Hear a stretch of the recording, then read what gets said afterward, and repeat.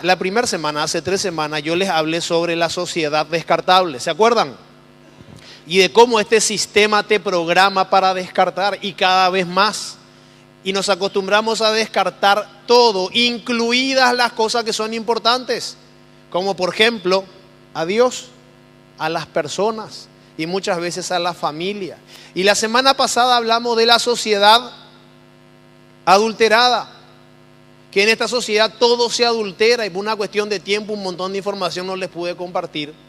Pero en cada una de las cosas que a nosotros nos rodean existe adulteración. Y en el proceso de Dios de formación a nuestras vidas, lo que Dios quiere es que nosotros cada vez más volvamos a nuestra esencia, a lo que somos. ¿Para qué? Para formar una familia perfecta, porque ese es el plan de Dios.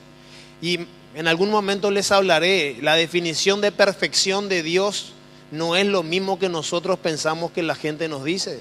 Dios tiene una definición sobre una persona perfecta. Y eso es lo que Dios anhela. Y les tiré una palabra que era inmanente, que quiere decir que mantiene su esencia sin dejar de permanecer. Y ese es el plan de Dios para nosotros. Y esta semana, para terminar esta serie sobre la sociedad, les quiero hablar de la sociedad de la tristeza. Porque la mayoría de las personas tienen este problema. Y ahora les voy a mostrar algunas estadísticas. Sin embargo, Dios quiere que nosotros podamos pertenecer a una comunidad de personas que se alegran. Y como el título de esta charla de hoy me pareció muy duro, muy crudo, sencillamente se lo cambié, entonces le pusimos la alegría de la sociedad. Porque en esta sociedad Dios plantó alegría. Y la alegría no es un tema que muchas veces nosotros a veces lo pasamos desapercibido. Señores, el Señor habla inextensamente acerca de la alegría. Y me puse a investigar este tema y nació desde estudiar las estadísticas de cómo las personas viven hoy en nuestro país. Es impresionante. Y la alegría significa sentimiento grato y vivo que suele manifestarse con signos exteriores, palabras, gestos o actos que se expresa el júbilo. Y la palabra júbilo no tiene nada que ver con jubilado. Son dos cosas distintas. Júbilo es una expresión tremenda de alegría. Persona, vieron, ahí tienen, paréntesis, volvemos a la semana pasada, ahí tienen un concepto adulterado del júbilo. Los jubilados se jubilan sin júbilo.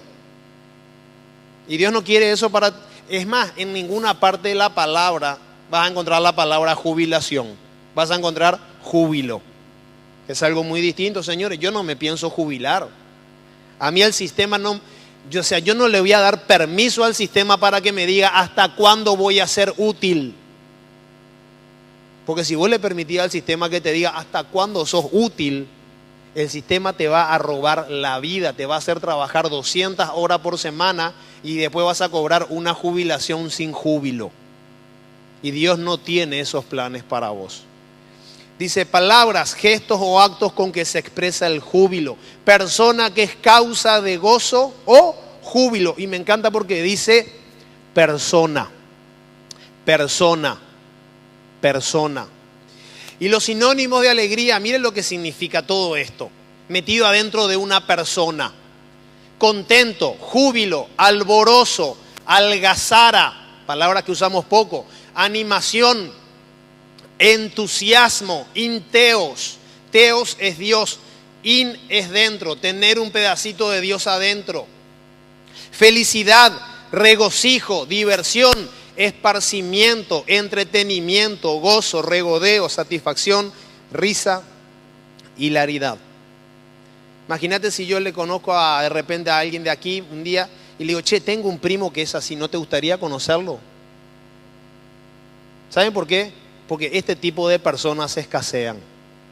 Y esa es la realidad. ¿Y por qué escasean este tipo de personas? Y porque, señores, nosotros nacimos en la sociedad de la tristeza. Esa es la realidad. Y el origen de esta palabra lo expresa aún mucho mejor. Alegría deriva del latín alicer alecris, que significa vivo y animado. Vivo y animado. Quiere decir que si una persona no tiene la capacidad de manifestar alegría, ¿cómo está entonces? Muerto. Ese es el concepto de esa palabra. La ausencia de alegría significa muerte, aunque estés vivo, aunque hagas todo lo que estás haciendo, puedes estar muerto. Y cuando les hablo de la sociedad de la tristeza, señores, les presento, y para todos los que nos miran por internet, estos son números oficiales de la realidad en Paraguay. Y cuando yo les digo la sociedad de la tristeza, es porque con estos números es ni más ni menos que la dura realidad. Miren, por favor, depresión sufre, algunos dicen el 20, otros dicen que hasta el 25% de las personas sufren depresión. Pobreza, el 50% de los habitantes de nuestro país está en situación de pobreza. Y ese no es un dato que me lo acabo de inventar, es un dato de CEPAL, de la Comisión Interamericana que estudia la situación económica de cada país. La infidelidad está en el orden del 50%. Pregunto, ¿puede una persona alegrarse cuando se entera que su pareja es infiel? ¿Puede una persona alegrarse cuando la mitad de los habitantes en un país viven en la pobreza?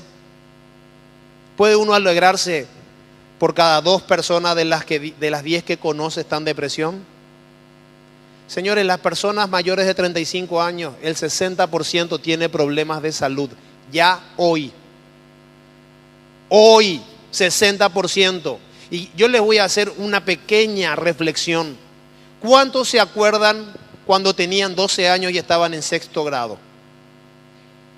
¿Cuántos gordos, cuántos compañeros o compañeras gordas tenías? 1. Y si habían 2, era un accidente escolar. Señores, hoy los chicos de 12 años, el que es flaco es el raro. O tiene algún problema metabólico, pero se dio vuelta tanto en este tiempo, porque han adulterado nuestra alimentación, que no es raro ver un niño con 10, 12 años con diabetes, con sobrepeso y con colesterol. Y nosotros decimos, es normal. No, no es normal. ¿Cómo va a ser normal? Un niño de 12 años teniendo los problemas que tiene una persona que antes lo tenía a los 70 años.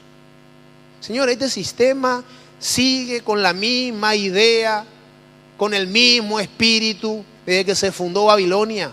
Matar, matar y matar. La sociedad de la tristeza, 60% con problemas de salud. Los jóvenes que terminan su licenciatura van y le venden el sueño de la carrera. 80% de los jóvenes que terminan de estudiar no tienen una oportunidad en aquello que estudiaron. Y otra vez de ese 80%, el 80% estudió algo que no le gustaba, que le gustaba a su papá y a su mamá. ¿Saben cómo se llama eso? Futuros depresivos. Van a llegar a los 30 años y no van a tener una expectativa sobre la vida. Y esa es la sociedad en la que vivimos. Y le voy a tirar un dato oficial. El 90% de la población en Paraguay pertenece a nivel socioeconómico medio y bajo. Medio y bajo. Solamente el 10.5% en Paraguay es del nivel socioeconómico alto. Solamente el 10%.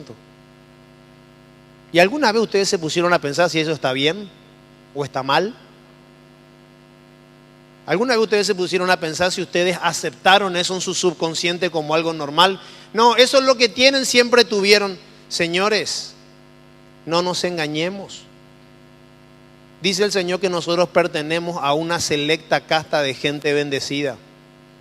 Que nos tome tiempo en llegar a eso, a que esos resultados se vean, es otra historia. Pero yo no me voy a comer el cuento de que a mí me van a rankear y que me van a poner en el 90%.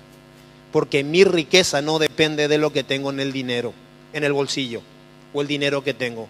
Mi riqueza no depende de eso. Mi riqueza y mi prosperidad dependen del Señor. Pero nosotros vivimos en la sociedad de la tristeza. Esa es la realidad. Estos son nuestros números oficiales. Y de extrema pobreza ni les hablo. Andamos por el orden del 23 al 25%. Ese es nuestro entorno, la sociedad de la tristeza. Entonces, con estas estadísticas sería muy difícil encontrar gente triste.